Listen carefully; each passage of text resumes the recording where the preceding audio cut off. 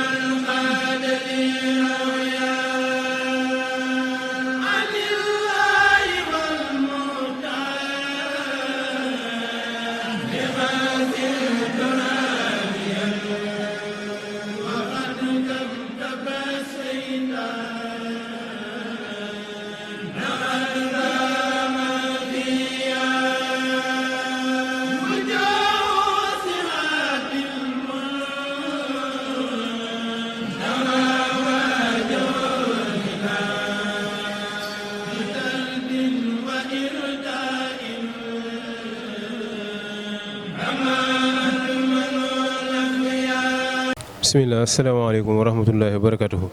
mbokki internetu Khidma 28 ñu ngi leen di nuyu di leen siyaare di leen ndokkeel ci bis bu tedd bi nga xam ne mooy bisu Soxna Jaara tey nag ñu ñëw ci kër sëñ Bassirou Mbacké Porokhane ñenn ñi gën ko miin ci sëñ Bass Porokhane ñu fekk fi kenn ci waa kër sëñ Moussa Bachir bi muy sëñ Mame Balla Mbacké Balla ñu ngi lay siyaare di leen ndokkeel ci sa bisu maam bi fekkook Doudou Mboup mi nga xam ne mooy kilifa ci docteur Balla Mbacké Mboup ñu ngi koy ndokkeel di ko siyaare ànd ak sëñ Balla ak njaboot gi yëpp rek ñu ngi leen di siyaare di la bàyyi nga nuyoog mbokki taalibe yi bu ko defee ñu sooboog yow ci li nga xam ne moom mooy yëg-yëg bi sëñ Doudou am ci bis bi te seq koog sa wajur wu tedd wi. waaw asalaamaaleykum wa rahmatullah mbokki jullit yi mbokki taalibe yi ñoo ngi leen di nuyu di jiital ci nuyu bi nekk kilifa gi mooy sëñ Omar sëñ Balla di wax ne Mame Balla moom ràññee la ci kër gi loolu moom waajur yi la woon nag alhamdulilahi rabbil alamin dogalee moo di wéyee loolu ànd ko njabootam ñëpp tey kilifaam magam bi toog suñu xàmmee moom la àndal wax ni ak mbégte bu baax a baax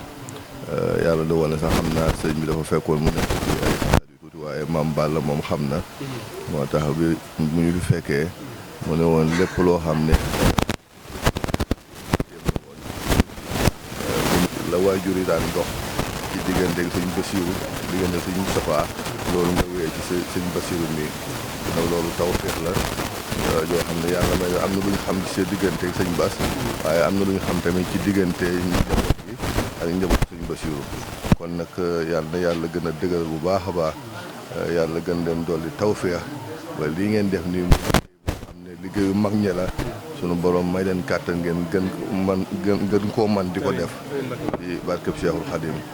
lépp la ak taalibe la taalibe boo xam ne nag ànd ak mbokk ànd ak lépp la ci lu baax moo waral di nag ñu ngi ci sant bu baax a baax ci turu sëñ Bass mi nga xam ne mooy sunu kilifa loolu moo tax nu toog fii xëy na am na yoo xam ne itte yoo xam ne boo bëggee nekk ci yëpp du matale xëy na loolu moo tax nu wuutu ko ci yenn yi nga xam ne xëy na ñi ñu koy seqal ci biir kër gi lañ bokk moo tax ñu koy taxawu ca loola kon nag alhamdulilahi rabbil alamin sëñ Balla ñoo ngi sant bu baax a baax ci turu sëñ bi di ñaan sunu borom màggal gii nga xam ne moom lañ nekk sunu borom lépp lu ngeen def yàlla na ko yàlla nongu ful ko def ko muy ay tawfeex yu bare bari def ko ci njaboot bi barke Cheikhul Khadim